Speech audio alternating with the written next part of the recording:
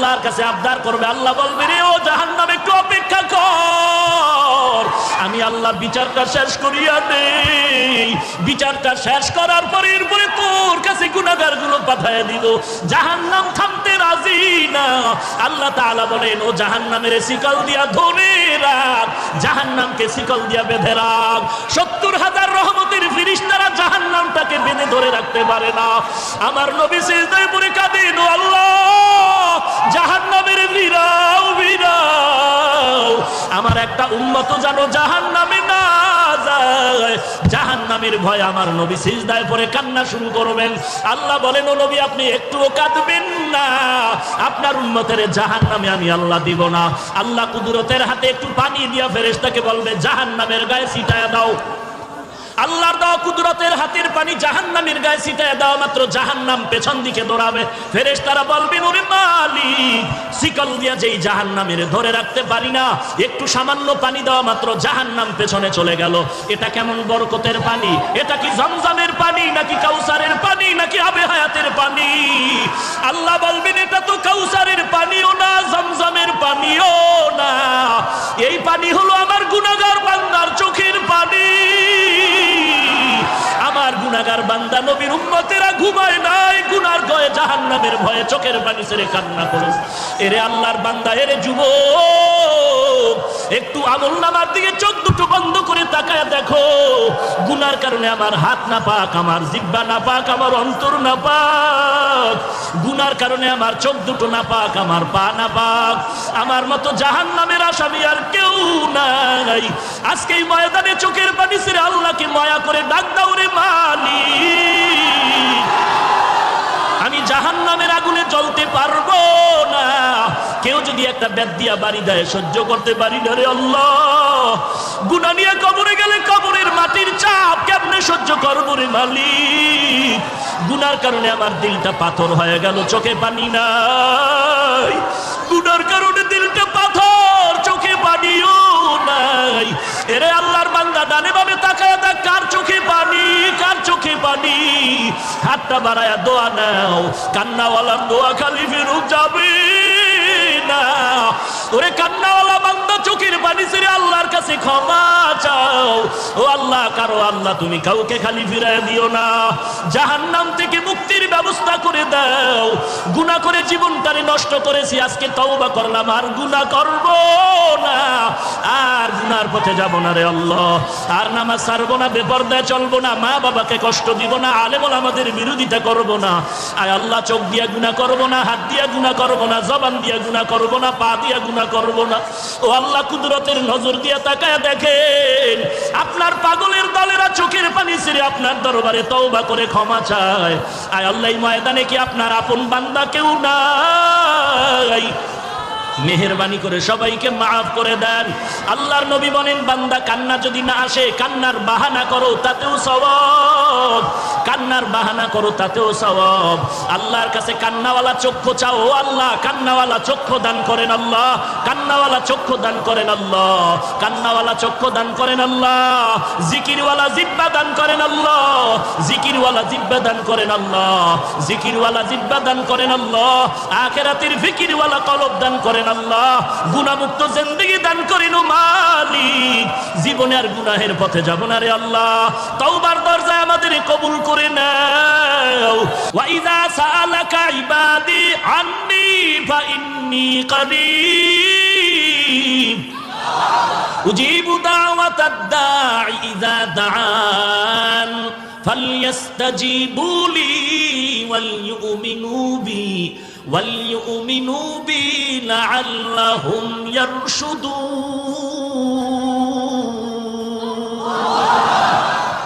আল্লাহ তাআলা বলেন বান্দা তুই আমার কাছে চাইতে দেরি পাইতে দেরি না। দুনিয়াওয়ালারাও দিবে দিবে বলে আশা দেয়, কিন্তু দরজা সব সময় খুলে না। মাঝে মাঝে খুলে, মাঝে মাঝে বন্ধ। রাতের বেলা বন্ধ, দিনের বেলা খুলে, খুললেও দেয় না, স্যার এখন ঘুমায়। কিন্তু আমি মাওলা তোর কেমন আপন বন্ধু আর মালিক। সাগরে বয়া ডাক দিবি আমি আল্লাহ হাজির, রাতের বেলা ডাকবি আমি আল্লাহ হাজির, দিনের বেলা ডাকবি হাজির, ঘরে ডাকবি হাজির, বাইরে ডাকবি হাজির, খোলা আসমানে ডাক দিবি আমি আল্লাহ হাজির। বিমানে বয়া ডাক দিবে, আমি আল্লাহ হাজির। আমি আল্লাহরে পাওয়ার জন্য আমেরিকা যাওয়া লাগবে না, রাশিয়া যাওয়া লাগবে না। আমি আল্লাহরে যারা তালাশ করো, কই খুঁজো, জায়গা মতো তালাশ কর, পেয়ে যাবি। বান্দা তুই আমারে তালাশ কই করো, আমি আল্লাহ তোর কাছেই তো আছি। ওয়া নাহনু আকরাবু ইলাইহি মিন হাবলিল ওয়ারিদ, তোর সার রোগের নিকটে আল্লাহ উপস্থিত আছে। তুই কই তালাশ করো আল্লাহকে, আমার আল্লাহ তো তোর ভিতরেই বিরাজমান।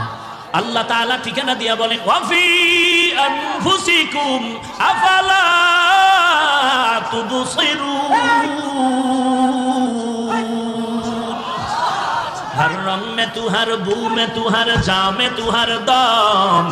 हर रंग में तू, हर बू में तू, हर जा में तू, हर दम। देखता हो जिधर चाहता हो आपके रहम करो, देखता हो जिधर चाहता हो आपके रहम करो। এরে আল্লাহর বান্দা, পেট ব্যথা একজন আর চিল্লায়, আমি বলি এই মিয়া চিল্লাও কেন? কয় পেট ব্যথা। কয় পেট ব্যথার জন্য কি এত চিল্লাইতে হয়? हकीकत से तू दुनिया बेखबर है, दुनिया की नुमाइश पर नजर है। नमी गुयम के अज दुनिया जुदा बाश, बहर कारे के बाशी बा खुदावा। এই পাগল, বুঝো না কিছু? পুলিশে একটারে ধইরা আরে ফিডা, এমন ফিডা পিটতেছে ব্যাগ দিয়া, চোখে পানি নাই, হাউকাউ করে কিন্তু কি নাই চোখে। পুলিশের ব্যাতের আঘাতেও বান্দার চোখে পানি নাই, কিন্তু এটা আমার মালিকের কেমন কুদরতের কারিশমা। স্টেজে আল্লাহর বান্দা বয়ান করে, আর ময়দানের পেছনে যুবক চিৎকার করে বেউস। ব্যাপারটাকে একটু চিন্তা কর, পুলিশের ব্যাতের বাড়িতেও চোখে পানি নাই, অথচ আল্লাহর বান্দা চোখের পানি ছেড়ে কেন হাউমাউ করে চিল্লায়? ওরে তো ব্যাট দিয়া মারা হয়েছে নাকি? এই পাগল, ওরে ব্যাট দেওয়া হয়েছে। তাহলে এখানে না বলা হয়েছে বয়ান করতেছে, ওই বান্দা কেন চিল্লায়? তোমার চোখে কেন পানি নাই? ওই বান্দা চিল্লায় কেন? বুঝতে হবে কি যেন হারিয়ে ফেলেছে, তারে তালাশ করে খুঁজে পায় না। কই তারে খুঁজতেছে, হঠাৎ করে মনে পড়েছে আমার মালিকের তো আমি খুঁজে পাই না। আমি কার নামের ইবাদত করি, কার নামের বয়ান শুনি, কার নামে টুপি দিলাম, কার নামে নামাজ পড়ি, কার নামে জিকির করি, আমি কারে সিজদা করি, তিনি কে? সেই মালিকের তো আমি চিনি না। আল্লাহ তাআলা বলেন, আমার পরিচয়ের স্থান হলো কোরআনের বাগান। এই বান্দার ভিতরে তামান্না যখন জমে গেল, আমার আল্লাহ কই, আল্লাহরে নানি আজ বাড়ি যাব না। আল্লাহ বলেন, আমি আল্লাহর পরিচয়টা যদি নিতে চাও, আল্লাহ ওয়ালার মজলিসে বসে আমার মাওলাকে মনের মতো ডাকতে থাকো। ডাকার মতো ডাক দিবি, জবাব পেতে আর দেরি হবে না। বান্দার অন্তরে যখন হাসরের ময়দানের ধ্যান খেয়াল মুরাকাবা ঢুকে গেল, বান্দা যখন বয়ান শুনে চিন্তা করলো নেক আমলওয়ালা জান্নাতে যাবে, গুনাহগারেরা জাহান্নামে যাবে, ঘোষণা কার? আরো জোরে বলো কার? বান্দা এগুলো শুনে চিন্তা করলো নেক আমল করলে জান্নাত, জান্নাত আরামের ঘর, গুনাহ করলে জাহান্নাম, জাহান্নাম গজবের ঘর। এখন নিজে নিজে চিন্তা করে আমি নেক আমলওয়ালা নাকি গুনাহগার। হিসাব মিলায় দেখে আমার নামাজ পড়ি, রোজা রাখি, টুপি পরি, আসলে এগুলো আল্লাহর মহব্বতের মধ্যে নাই। নামাজটা নামাজের মতো হয় না, জিকিরটা জিকিরের মতো হয় না, নামাজ নামাজের মতো পড়তে পারি না, যেইভাবে জিকির করা দরকার ওইভাবে জিকির করতে পারি না, যেইভাবে নবীর সুন্নাতের আমল করা দরকার ওইভাবে আমল করতে পারি না। তখন ধ্যান খেয়ালটা জাহান্নামের দিকে যায়, জাহান্নামের দিকে যায়। এমন ভাবে চলতে থাকে, মনে হয় যেন বান্দা ধ্যান করতে করতে এমন এক হালাত তৈরি হয়, মনে হয় যেন আমার মরণটা আসিয়াই গেল, মনে হয় যেন আমি এখন কবরের মধ্যে শুয়েই পড়লাম, মনে হয় যেন আমার গুনার কারণে দুই পার্শ্বের মাটির চাপ শুরু হয়ে গেল, মনে হয় যেন আমার গুনার কারণে কবরের ভিতরে জাহান্নামের আগুন, মনে হয় যেন হাসরের ময়দানটা কায়েম হয়ে গেল, মনে হয় যেন আল্লাহ ডাক দিয়া বলে, লিমানিল মুলকুল ইয়াউম লিল্লাহিল ওয়াহিদিল কাহ্হার। হাসরের ময়দান কায়েম হয়ে গেল, আমি তো নেক আমলওয়ালা না, আমি তো বড় গুনাহগার। হাসরের ময়দানে মনে হয় নবীর কথা মতে সূর্যটা মাথার উপরে নেমে আসবো, সূর্যের একটা মুখ না 12টা মুখ জমিনের মধ্যে ফিরানো। আল্লাহ অর্ডার করে, সূর্য তোর যত তাপ আছে জমিনে ছাড়িয়া দে, সূর্যের তাপে জমিনটা তামা হয়ে যাবে। ইন্নাল আবরারা লাফি নাঈম ওয়া ইন্নাল ফুজ্জারা লাফি জাহিম। নেক আমলওয়ালারা জান্নাতে যাবে, গুনাহগার যারা তারা জাহান্নামে যাবে। ঘোষণা কার? ফারিকুন ফিল জান্নাহ ওয়া ফারিকুন ফিস সাঈর। রাস্তা দুইটা, একটা জান্নাতের আর একটা জাহান্নামের। জাহান্নামে কারা যাবে তাও আল্লাহ কোরআনে স্পষ্ট বলেছেন, জান্নাতে কারা যাবে তাও স্পষ্ট বলে দিয়েছেন। নেক আমলওয়ালা জান্নাতে যাবে, গুনাহগার যারা তারা জাহান্নামে যাবে। এবার জানায় দিয়েছেন জান্নাতটা কেমন, জাহান্নাম কেমন। মা তাশতাহি আনফুসুকুম, জান্নাত এমন আরামের ঘর, মনে মনে পরিকল্পনা করবা, চাওয়ার আগেই সামনে হাজির হয়ে যাবে। যেখানে অশান্তি বলতে কিছু নাই, আরাম আর আরাম। বান্দা তুমি চাওয়ার আগে পেয়ে যাবে। জাহান্নামটা কেমন আল্লাহ তাও বিস্তারিত কোরআনের আয়াত দিয়া বয়ান করেছেন। ইন্না জাহান্নামা কানাত মিরসাদা লিত্তাগিনা মাআবা লাবিসিনা ফিহা আহকাবা ওয়াইলুল লিকুল্লি হুমাযাতিল লুমাযা আল্লাযী জামা'a মালান ওয়া আদ্দাদা ইয়াহসাবু আন্না মালাহু আখলাদা। আল্লাহ জাহান্নাম কেমন তারও বিবরণ দিয়েছেন। আজকে বাড়িতে গিয়া কাগজ আর কলম নিয়ে আয়নার সামনে দাঁড়ায় হিসাব মিলারে যুবক, তুই জান্নাতের পথে আছো নাকি জাহান্নামের পথে আছো? আয়নার সামনে দাঁড়ায় দেখ মাথার চুলগুলো নবীর তরিকায় আছে কি নাই। যদি দেখো নবীর তরিকায় নাই, কলম দিয়ে লেখ চুলের ক্ষেত্রে তুই গুনাহের পথে আসো। আঙ্গুলের নখের দিয়ে তাকায় দেখ মদিনার তরিকায় নখগুলো কাটা আছে কিনা। যদি দেখো নখগুলো নবীর তরিকায় নাই, কলম দিয়ে কাগজে পয়েন্ট লেখো, তুমি নখের ক্ষেত্রে গুনাহের পথে আছো। তোমার দাড়ির ক্ষেত্রে তাকাও, নবীর তরিকায় তোমার দাড়ি নাকি ব্রাশ মার্কা দাড়ি। যদি দেখো নবীর তরিকায় লম্বা নাই, তুমি কাগজ দিয়া কলম দিয়া লেখো, তুমি দাড়ির ক্ষেত্রে গুনাহের পথে আছো। গুনাহগারের জন্য জাহান্নাম। এবার দেখো তোমার পোশাক, এরপরে দেখো তোমার ভিতরের হালাত। নামাজ পড়ি, তার ভিতরে অহংকার আছে কিনা, এই ভাব আসে কিনা যে আমার মতো ভালো আর কেউ নাই। যদি এমন থাকে, কলম দিয়া কাগজে লেখো, তুমি অহংকারীর কবিরা গুনাহ জাহান্নামের পথে আছো। তোমার আমার অন্তরে এমন ভাব আসে কিনা যে আমি ভালো সবাই খারাপ, কেউ ভালো না, কেউ ভালো না, আমার থেকে কেউ ভালো না। কলম দিয়ে কাগজে লেখো, তুমি অন্যকে হিংসা করার কবিরা গুনাহে আছো লিপ্ত। যদি তুমি ম্যাডামের পার্শ্বে বসে কারো কারো নাম নিয়ে গীবত শেখায়াত করো, হাফিজ ভালো না, চরমনাই ভালো না, তাবলীগ ভালো না, দেওবন্দি ভালো না, এইভাবে গীবত শেখায়াত যদি করো, তুমি আমল নামায় লিখো, কাগজে লেখো, তুমি গুনাহের পথে আসো। তওবা না করা পর্যন্ত জান্নাতের আশা করাটা যাবে না। আই বেরাদার দূরি বাসা ইয়ারে বদ বদ তর বুয়া দাজ মারে বদ তন হাতরা বর জানা ইয়ারে বদ বর জানে ইমানত জানাত ইয়ারে বদ আরদ তোরা সোয়ে জাহিম ইয়ারে নেকু গিরে তায়া বিনাইম। লাইলাতুল বারাত সামনে, 14 তারিখের রাত, নিসফে মিন শাবান। কুমু লাইলাহা ওয়া সুমু ইয়াওমাহা। আল্লাহর নবী বলেন লাইলাতুল বারাত, শাবানের মধ্যরাত, তোমরা ইবাদতে কাটাও, পরের দিনে রোজা রাখো। এখন একদল লাইলাতুল বারাত পালন করতে গিয়া ইবাদতের 12টা বাজায়া হালুয়া রুটি নিয়ে ব্যস্ত হয়ে যায়। এরা বেশি বাড়াবাড়ি করে। আর একদল আছে বাড়াবাড়িতে নাই, সারিয়া দিছে, বলে লাইলাতুল বারাত বলতে শাবে বারাত কিচ্ছু নাই, বেদাত বেদাত বেদাত। দোনো দল সীমা লঙ্ঘনকারী। এরা বাড়াইতে গিয়া সীমা লঙ্ঘন, এরা কমাইতে গিয়া সীমা লঙ্ঘন করেছে। যারা আল্লাহর ইবাদত করে রাতটা কাটাবে, দিনের বেলা রোজা রাখবে, এতেদালের উপরে। অতএব আল্লাহর নবীর হাদিস কেউ যদি বলতে চায় হাফিজ ভাই তোমার হাদিসটা দুর্বল, জয়ীফ, আমি আপনাদেরকে বলবো যারা মোটামুটি বুঝেন হাদিস সম্পর্কে তারা জ্ঞান দিয়া জবাব দিবেন। জয়ীফ বলতে কি নবীর হাদিসটা দুর্বল নাকি বর্ণনাকারী দুর্বল? বর্ণনাকারী দুর্বল, কিন্তু রসুলের একটা কথাও দুর্বল না। তুমি হাদিসকে সহি বলো আর জয়ীফ বলো, সব নবীর কথা। অতএব নবীর কথা ছোট নাই বড় নাই, উম্মতের কাছে পাহাড় সমতুল্য। অতএব নবীর হাদিস জয়ীফ হলেও নবীর কথা, সহি হলেও নবীর কথা। বর্ণনাকারীদের যোগ্যতার কম বেশিতে মানে গিয়া সহি আর জয়ীফ হয়ে গেল। জয়ীফ হলেও তো নবীর কথা। এই কথাটাকে যদি তুমি বলো বেদাত বেদাত বলে উড়াইয়া দাও, বাঁকা নজরে তাকাও, তোমার কলিজাটা বাঁকা হয়ে যাবে। 2 নাম্বার কথা, তুমি লাইলাতুল বারাত সম্পর্কে সহিহ হাদিস কতটা চাও আসো। মুহাদ্দিসিনে কেরামগণের বর্ণনা মতে, রায় মতে সহিহ হাদিস আছে লাইলাতুল বারাত সম্পর্কে অনেকগুলো। সব কথার ফলাফল লাইলাতুল বারাত কোরআন সুন্নাহর আলোকে স্বীকৃত। যারা বলবে লাইলাতুল বারাত বেদাত, নাই নাই, আমরা এতটুকু কিচ্ছু বলবো না, হিংসা গালিও দিব না, তবে এতটুকু জানবো তারা নবীর হাদিস মানে না, কোরআন মানে না। আমরা শুধু এতটুকু অন্তরে ধারণা রাখবো তারা হাদিস মানে না।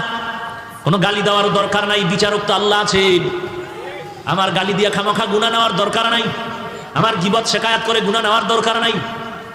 কারণ নাম বলে উল্টাপাল্টা মন্তব্য করার দরকার নাই।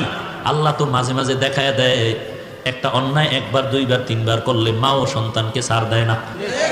একটা অন্যায় একবার দুইবার তিনবার করলে ছাত্রকে ওস্তাদ ছাড় দেয় না। আমার আল্লাহও কিন্তু দিবেন না। একবার দুইবার তিনবার বারবার বারবার অন্যায় করতেছো, আল্লাহ বারবার ডাকে বান্দা তওবার দরজায় আয়। কুল ইয়া ইবাদিয়াল্লাযীনা আসরাফু আলা আনফুসিহিম লা তাকনাতু মির রাহমাতিল্লাহ ইন্নাল্লাহা ইয়াগফিরুয যুনুবা জামিআ ইন্নাহু হুয়াল গফুরুর রহিম। আল্লাহ তাআলা বলেন, ও আমার প্রিয় বান্দারা, আয় আমার দরবারে আয়। গুনাহ করছো কত পরিমাণ? পাহাড় পরিমাণও যদি গুনাহ করো। ঢাকার শহরের ভিতরে এত টয়লেট, এত মানুষের টাইট বসবাস। ঢাকার শহরের মানুষের বাথরুমের ময়লাগুলো বুড়িগঙ্গা নদীকে নাপাক করে ফেলেছে, ময়লা করেছে।